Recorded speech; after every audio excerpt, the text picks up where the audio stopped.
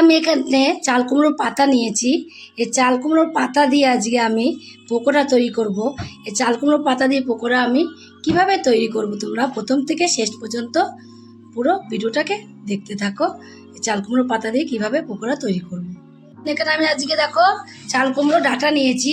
এই ডাঁটার থেকে পাতাগুলোকে, কচি কচি পাতাগুলোকে সব এভাবে দেখো, এত কচি, এতটাই সুন্দর, হাত দিয়েই তোমার হলো দেখো ছিঁড়া যাচ্ছে। এত সুন্দর পাতাগুলোকে, এই কচি কচি পাতাগুলো দেখে লোভ লাগছে বলেই ভাবলাম পকোড়া তৈরি করব।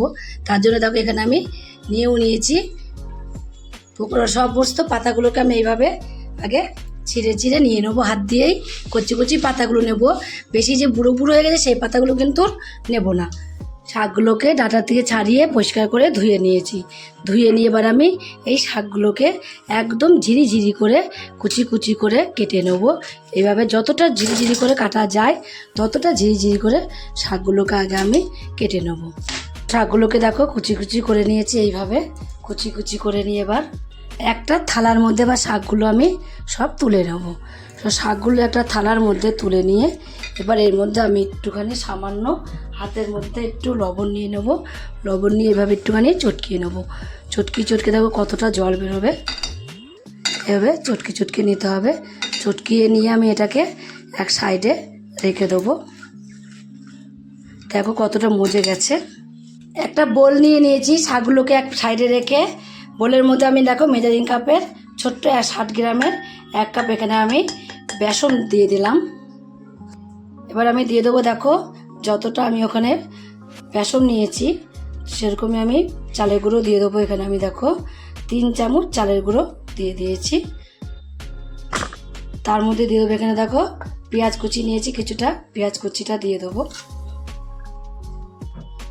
কাঁচা লঙ্কা কুচিটা দিয়ে দেবো।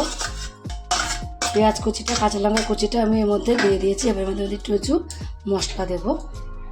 আর দেবো এখানে স্বাদ মতো দেখো লবণ দেবো অল্প একটুখানি আমি এর মধ্যে জিরের গুঁড়ো দেবো লঙ্কার গুঁড়ো দেবো অল্প 1 চামচ 1/2 চামচ করে।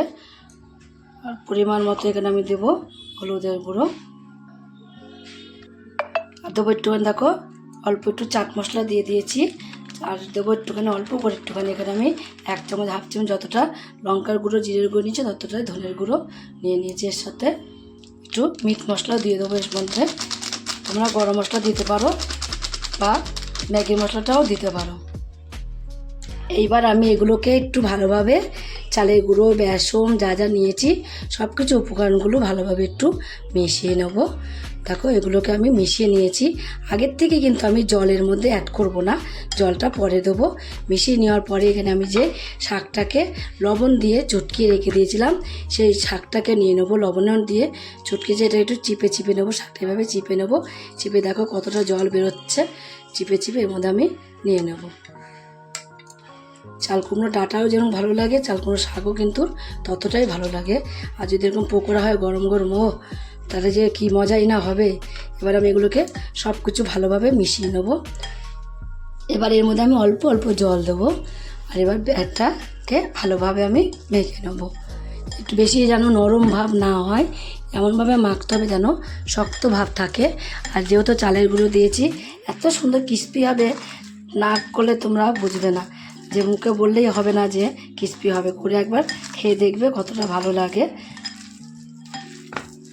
দেখো চালের গুঁড়ো দিয়ে সব কিছু দিয়ে আমি একটা ডো তৈরি করে নিয়েছি, শক্ত ডো।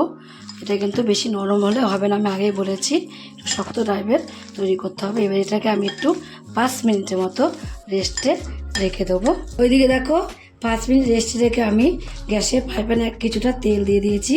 তেল দিয়ে এবার আমি তেলটাকে দেখো গরম হয়ে গেছে।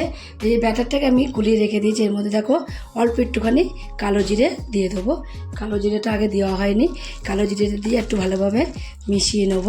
এবার মিশিয়ে নিয়েছি কালো জিরেটাকে দিয়ে ভালোভাবে মিশিয়ে নেওয়ার পরে এবার আমি তেলটা গরম হয়ে গেছে, এর মধ্যে অল্প করে দেখো ব্যাটার হাতের মধ্যে নিয়ে নিয়েছি। এভাবে ছোট্ট করে দিয়ে দেবো। বড় করব না, একদম ছোট করে পকোড়াগুলোকে তৈরি করব। যেরকম চিকেন পকোড়া করে ঠিক সেইভাবে আজকে এই পকোড়াগুলোকে আমি তৈরি করব। দেখো সবগুলোকে আমি দিয়ে দিয়েছি, দিয়ে যে এক পিঠ হয়ে যাবে আর এক পিঠ এইভাবে উল্টে উল্টে দিতে হবে। আমি এই পাশে দিতে দিতে দিতে মধ্যেগুলো দেখো কমপ্লিট হয়ে গেছে, প্রায় কমপ্লিট, এক পিঠ কমপ্লিট হয়েছে। সেগুলোকে আগে উল্টিয়ে দেবো, যেগুলো আগে দিয়েছি সেগুলোকে আগে উল্টাবো, যেগুলো আমি পরে দিয়েছি সেগুলোকে পরে উল্টাবো। এইভাবে উল্টে উল্টে দেবো সবগুলোকেই আস্তে আস্তে। দেখো একদম ছোট ছোট দিয়েছি বলে কিন্তু খুব তাড়াতাড়ি করে কিন্তু এক পিঠ হয়ে গেল, আর বড় বড় করে দিলে কিন্তু খুব তাড়াতাড়ি হতো না, আর ছোট ছোট করে দিলে খুব ক্রিস্পি হবে, বেশ খেতেও মজা লাগবে। তার জন্য একদম ছোট ছোট করে চিকেন পকোড়ার মতনই কিন্তু পকোড়াগুলোকে আমি ভাজবো আজকে। দেখো উল্টি পাল্টি নিয়েছি, ভালোভাবে ভাজাও হয়ে আসছে আস্তে আস্তে। দেখো ভেজে নেওয়া হয়ে গেছে, কত সুন্দর ভাজা হয়েছে। ভেজে এবার আমি ঝাঁঝি হাতটার মধ্যে সবগুলোকে তুলে তেলটাকে ভালোভাবে ঝরিয়ে নেব। ভালোভাবে তেলটাকে ঝরিয়ে নিয়ে একটা থালায় তুলে নেব। আওয়াজটার সময় শুধু শুনো, আওয়াজ শুনলে তোমরা বুঝতে পারবে কতটা মুচমুচে হয়েছে। নিয়েছি যেগুলো হয়ে গেছে, আর যেগুলো বাকি আছে সেগুলোকে আমি একই রকম করে সব ভেজে কমপ্লিট করে নেব। দেখো পকোড়াগুলো আমার কমপ্লিট হয়ে গেছে, এত সুন্দর পকোড়াগুলো কমপ্লিট হয়েছে। দেখো হাতে মচমচ মচমচ করছে, আর তোমরা না খেলে বুঝবে না, একদিন খেয়ে দেখবে।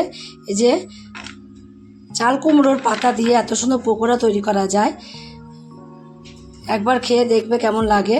যদি এই পকোড়াগুলো চাল কুমড়োর পকোড়াগুলো খেয়ে তোমাদের কাছে ভালো লাগে রেসিপিটা, তোমরা যদি ফেসবুক থেকে দেখো ফেসবুকের পেজটি ফলো করে দেবে, যদি ইউটিউব থেকে দেখো ইউটিউবের চ্যানেলটি সাবস্ক্রাইব করে দেবে, পাশে থাকা বেল আইকনটিটা প্রেস করতে ভুলবে না, তাহলে নতুন নতুন রেসিপি তোমাদের কাছে তাড়াতাড়ি পৌঁছে যাবে। আর আমার চ্যানেল করে তুমি বন্ধু হয়ে থাকো, সাবস্ক্রাইব করোনি প্লিজ সাবস্ক্রাইবটা করে দেবে, সবার আগে তোমাদের কাছে নোটিফিকেশন ঢুকে যাবে। ছোট্ট করে লাইক করো, কমেন্ট করো, অনেক অনেক শেয়ার করো। নমস্কার বন্ধুরা, দেখা হবে আবার পরের রেসিপিতে।